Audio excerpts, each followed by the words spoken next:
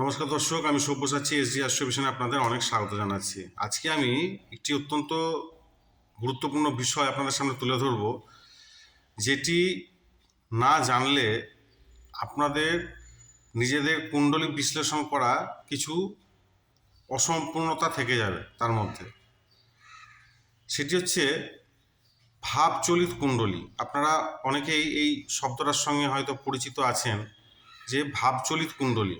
আপনারা শুনেছেন লগ্ন কুণ্ডলী, রাশি কুণ্ডলী বা নবাংশ, সপ্তমাংশ ইত্যাদি বিভিন্ন বর্গচার্ট তথা লগ্ন কুণ্ডলী বা রাশি কুণ্ডলী, চন্দ্রকুণ্ডলী, সূর্য কুণ্ডলী, এরকম অনেক নাম শুনেছেন। কিন্তু ভাবচলিত কুণ্ডলী কিছু আপনারা শুনে থাকতেও পারেন, আবার নাও শুনে থাকতে পারেন। তবে এই বর্তমান পরিস্থিতিতে মানুষ এখন এত সমস্যায় পড়ে গেছে, এত সমস্যার মধ্যে আছে যে প্রত্যেকটি মানুষের সঙ্গে জ্যোতিষের একটা সম্পর্ক তৈরি হয়ে গেছে, যেখানে জ্যোতিষের কাছে আসা যাওয়া এগুলো চলতেই থাকছে। এবং সেই নিরিখে এই শব্দটি ভাবচলিত কুণ্ডলীর সঙ্গে কিন্তু তারা পরিচিত হয়েছে। তো ভাবচলিত কুণ্ডলীটি আসলে কি, প্রথমে সেই বিষয়ে আসা যাক।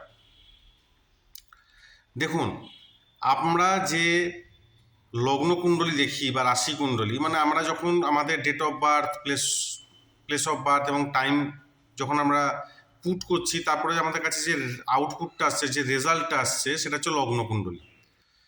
এবার এই লগ্ন কুণ্ডলীতে যে কোনো রাশি থাকছে, যার যেটা লগ্ন, সেইভাবে লগ্ন অনুযায়ী প্রত্যেকটি ঘর বা হাউস নাম্বার থাকছে, কিছু না কিছু নাম্বার থাকছে। যদি আপনার মিথুন লগ্ন হয়, তাহলে সেক্ষেত্রে আপনার ফার্স্ট হাউসে 3 নম্বর থাকছে, সেকেন্ড হাউসে আপনার 4 নম্বর থাকছে, থার্ড হাউসে আপনার 5 নম্বর থাকছে, এরকমভাবে থাকছে। যাদের ধনু লগ্ন তাদের ফার্স্ট হাউসে 9 নম্বর থাকছে, যাদের মকর লগ্ন তাদের 10 নম্বর থাকছে, এইভাবে থাকছে। এবং প্রত্যেকটি হাউসে আপনারা দেখছেন কোনো না কোনো প্ল্যানেট অবস্থান করছে বা গ্রহ অবস্থান করছে। এবার আমরা সাধারণ যারা আমরা মানুষ, তারা আমরা যখন ওই ছকটা বা কুণ্ডলীটা দেখছি, তখন আমরা প্রথমেই কিন্তু মাথায় এইটাই আমাদের মধ্যে ধারণা থাকছে যে আমরা যে লগ্ন কুণ্ডলীটা দেখছি, আসলে সেই লগ্ন কুণ্ডলীতে যে প্ল্যানেটগুলো বসে আছে, সেই প্ল্যানেটগুলি ফার্স্ট হাউসে বসে আছে বা সেকেন্ড হাউসে বসে আছে বা থার্ড হাউসে বসে আছে, এইরকমটাই কিন্তু আমাদের ধারণা। কিন্তু এই ধারণাটা কিন্তু আসলে ভুল।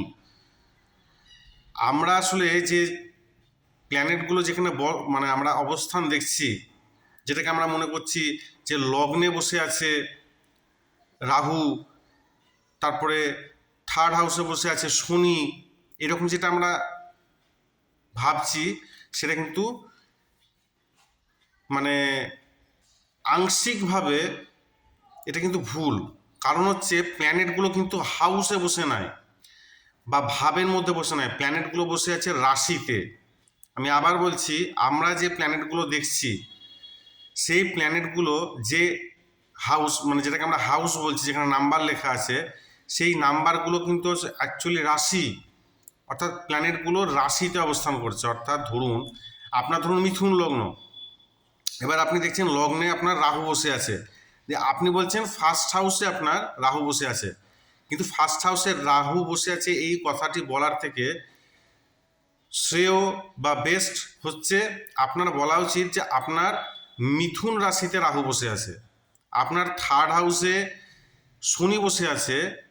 এইটা বলার থেকে বেস্ট হচ্ছে যে আপনার যদি মিথুন লগ্ন হয়, তাহলে থার্ড হাউস কার হচ্ছে 3, 4, 5, অর্থাৎ সিংহ রাশি, অর্থাৎ আপনার সিংহ রাশিতে শনি অবস্থান করছে। এইভাবে হচ্ছে সঠিক পদ্ধতি। অর্থাৎ আমরা যে রাশি কুণ্ডলী বা লগ্ন কুণ্ডলী দেখছি, সেইখানে যে প্ল্যানেটগুলো দেখছি আমরা বসে আছে, সেগুলো আসলে কিন্তু রাশিতে অবস্থান করছে, কোনো না কোনো রাশিতে সেই প্ল্যানেট অবস্থান করছে। যে কারণে আমরা যখন ক্যালকুলেশন করি, অর্থাৎ কোনো প্ল্যানেট কোন রাশিতে উচ্চ, কোন রাশিতে নীচ, কোন রাশিতে সমসম্পর্ক, এইগুলো কিন্তু সেইখান থেকেই কিন্তু বেরিয়ে আসে। তাহলে ভাবচলিত কুণ্ডলী কি? ভাবচলিত কুণ্ডলী হচ্ছে আপনি যেটা দেখছেন, যে ধরুন আপনি দেখলেন আপনার মিথুন লগ্ন, লগ্নে রাহু অবস্থান করছে, আপনি যখন ভাবচলিত কুণ্ডলী দেখবেন, আপনি দেখবেন যে আপনার ওই রাহু ফার্স্ট হাউসে না থেকে হয়তোবা ওটা সেকেন্ড হাউসে চলে গেছে বা 12th হাউসে চলে এসেছে, অর্থাৎ হয় পিছনে এক ঘর পিছিয়ে এসেছে বা সামনে এক ঘর এগিয়ে গেছে।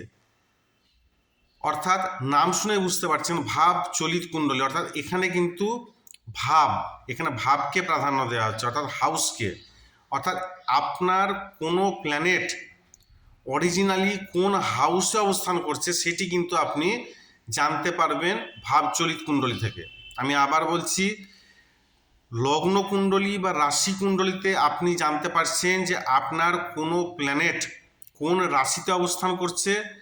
আর ভাবচলিত কুণ্ডলী অর্থাৎ নামেই বুঝতে পারছেন ভাব শব্দটি আছে, ভাবচলিত কুণ্ডলীতে আপনি দেখতে পাচ্ছেন যে আপনার কোনো প্ল্যানেট কোন ভাবে বা কোন হাউসে অবস্থান করছে। এইটি হচ্ছে ভাবচলিত কুণ্ডলী আর লগ্ন কুণ্ডলীর মধ্যে পার্থক্য। আশা করি আমি বোঝাতে পেরেছি। এবার নেক্সট যেটা বলার বিষয় সেটি হচ্ছে ভাবচলিতে এই যে প্ল্যানেটগুলো এক ঘর এগিয়ে আসছে বা পিছিয়ে যাচ্ছে, এটা কেন হচ্ছে? এটা একটা ক্যালকুলেশন, এটার মধ্যে একটা ক্যালকুলেশন আছে এবং এটি আপনাদের একটু বুঝতে অসুবিধা হতে পারে, এই জন্য আমি ক্যালকুলেশন পাল্টাতে যাচ্ছি না। এখনকার সমস্ত সফটওয়্যারে আপনি এই ভাবচলিত কুণ্ডলী পেয়ে যাবেন। আমাদের ভারতবর্ষে এই কয়েকটি পদ্ধতি আছে, তার মধ্যে হচ্ছে শ্রীপতি পদ্ধতি, একটা সমবিভাজন পদ্ধতি এবং একটা কৃষ্ণমূর্তি পদ্ধতি। এই তিনটি পদ্ধতিতে কিন্তু ভাবচলিত কুণ্ডলী নির্ধারণ হয়ে থাকে। দক্ষিণ ভারতে সাধারণত কৃষ্ণমূর্তি পদ্ধতিটা বেশি চলে, তবে ইন জেনারেল সমবিভাজন পদ্ধতিটি বেশি প্রচলিত। সমবিভাজন পদ্ধতি কি? সমবিভাজন পদ্ধতিতে মনে করা হয় যে পৃথিবী গোল 360 ডিগ্রি, সেই 360 ডিগ্রিকে 12টি ভাগে ভাগ করে নেওয়া হচ্ছে, অর্থাৎ আমাদের পুরো রাশিচক্রকে 360-এর সঙ্গে 12কে ভাগ করলে প্রত্যেকটি হাউস 30 ডিগ্রি করে অ্যালট হচ্ছে, প্রত্যেকটি হাউস 30 ডিগ্রি করে থাকছে এবং সেই অনুযায়ী আমাদের প্ল্যানেটগুলো হাউসের মধ্যে অবস্থান করছে। এটা হচ্ছে সমবিভাজন পদ্ধতি। শ্রীপতি পদ্ধতি বা কৃষ্ণমূর্তি পদ্ধতিতে সেরকম মনে করা হয় না। ওখানে মনে করা হয় যে পৃথিবী সম্পূর্ণভাবে গোল না, উপর এবং উপর থেকে নিচ থেকে কিছুটা চ্যাপ্টা আছে, অর্থাৎ চ্যাপ্টা আকৃতির, যে কারণে 360 ডিগ্রি হবে, কিন্তু প্রত্যেকটি হাউস কিন্তু 30 ডিগ্রি করে পাবে না। কোনো হাউস হয়তো 20 ডিগ্রি পাবে, কোনো হাউস 10 ডিগ্রি পাবে, কোনো হাউস 40 ডিগ্রি পেতে পারে। তো এইভাবে 360 ডিগ্রি 12টি হাউস কভার করে। এটা একটু জটিল বিষয়টা আমি বোঝাতে চাইছি না, এটা প্রয়োজন হলে আমি অন্য সময় ভিডিও করে বোঝানোর চেষ্টা করব, কিন্তু আমরা সাধারণত সমবিভাজন পদ্ধতিতে করি। এতে কি হয়, এই যে কোনো প্ল্যানেট এক হাউস আগে এগিয়ে যাবে কি এক হাউস পিছিয়ে আসবে, সেটা আমরা কিভাবে নির্ধারণ করব? এটা খুব সিম্পল ব্যাপার, লগ্নের ডিগ্রি। আপনি যদি এগুলো লগ্নের ডিগ্রি দেখে করা হয়। লগ্নের ডিগ্রি যদি ধরুন আপনার লগ্নের ডিগ্রি 5 ডিগ্রি হলো, তো 5 ডিগ্রি মানে আপনাকে কি করতে হবে, এর সঙ্গে 15 অ্যাড করতে হবে, তাহলে 15 5 20 ডিগ্রি হলো। তার মানে আপনার যে একটি হাউস তার মান বা তার বিস্তার সেটা 20 ডিগ্রি,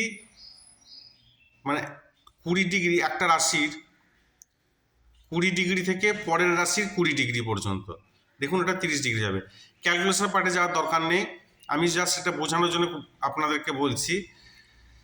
তো আপনারা এই ভাবচলিত কুণ্ডলীটি দেখবেন এই কারণ আপনাদের জন্মকুণ্ডলীতে অনেকের প্রশ্ন থাকে জন্মকুণ্ডলী নিয়ে, যে আমার তো চন্দ্র বৃহস্পতি একসঙ্গে যুক্ত আছে, অর্থাৎ গজকেশরী যোগ তৈরি হয়েছে, কিন্তু আমি এটার ফল পাচ্ছি না। বা কোনো একটা শুভ গ্রহ সে একটা শুভ স্থানে অবস্থান করছে, তার ফল পাচ্ছি না। বা একটা অশুভ গ্রহ অশুভ স্থানে অবস্থান করছে, দেখা যাচ্ছে আমি তার অশুভত্ব পাচ্ছি না, উল্টে সেই অশুভ গ্রহের যখন সময় আসছে তখন আমি শুভ ফল পাচ্ছি। এটা কেন হয়? কারণটা হচ্ছে এটাই যে আমরা সেই প্ল্যানেটটা, ধরুন আপনি দেখছেন যে আপনার চন্দ্র আর বৃহস্পতি 4th হাউসে একসঙ্গে বসে আছে, মানে আপনার 4 নম্বর ঘরে বসে আছে। আপনি বলে দিলেন লগ্নকুণ্ডলী দেখে যে এটা গজকেশরী যোগ হচ্ছে। এবার যখন আপনি ভাবচলিত কুণ্ডলিতে গেলেন তখন আপনি দেখলেন যে চন্দ্র হয়তো 3 নম্বর হাউসে আছে আর বৃহস্পতি 4 নম্বর হাউসে আছে। তাহলে এদের মধ্যে প্রথমত হাউস আলাদা হয়ে গেল এবং ডিগ্রিগত ডিফারেন্সও হয়ে যাচ্ছে। তো যে কারণে এটার ফল আপনারা পাচ্ছেন না। অ্যাকচুয়ালি আমরা ভাবচলিত কুণ্ডলিতে শুধুমাত্র কি লক্ষ্য করব, ভাবচলিত কুণ্ডলিতে আমরা লক্ষ্য করব যে আমার কোনো একটি প্ল্যানেট বা গ্রহ কোন হাউসে অবস্থান করছে, বাস এইটুকু। আর বেশি কিছুই দেখব না। ভাবচলিত কুণ্ডলিতে কোনো আসপেক্ট কাজ করে না, কোনো কনজাংশন এগুলো কাজ করবে না। মানে আসপেক্ট তো কাজ করেই না, কনজাংশন তো আমার যা দেখার সেটা তো আমরা লগ্নকুণ্ডলিতে দেখছি, কিন্তু সেই কনজাংশনের ফল পাবো কিনা সেটা আমরা ভাবচলিত কুণ্ডলী থেকে দেখে নিতে পারি। কোনো অশুভ গ্রহ দেখা গেল আপনার 6th হাউসে বসে আছে, তো আপনার সেই হিসাবে রোগ ঋণ শত্রুর বৃদ্ধি হওয়া উচিত। কিন্তু ভাবচলিত কুণ্ডলিতে দেখলেন যে সেই গ্রহটি 6 নম্বর ঘরে অবস্থান না করে ওটা 5 নম্বর ঘরে অবস্থান করছে। অর্থাৎ ভাবচলিত কুণ্ডলীর গুরুত্ব এখানে যে আমার কোন একটি প্ল্যানেট অরিজিনালি কোন হাউসে অবস্থান করছে তার জন্য ভাবচলিত কুণ্ডলী দেখা হয়। রাশি কুণ্ডলী আর ভাবচলিত কুণ্ডলী বেসিক ডিফারেন্স এইটাই। আশা করি ভিডিওটি আপনাদের জ্ঞান বৃদ্ধি করবে, সমৃদ্ধ করবে। যদি ভালো লেগে থাকে অবশ্যই লাইক করবেন, শেয়ার করবেন এবং সাবস্ক্রাইব করবেন। অনেক অনেক ধন্যবাদ।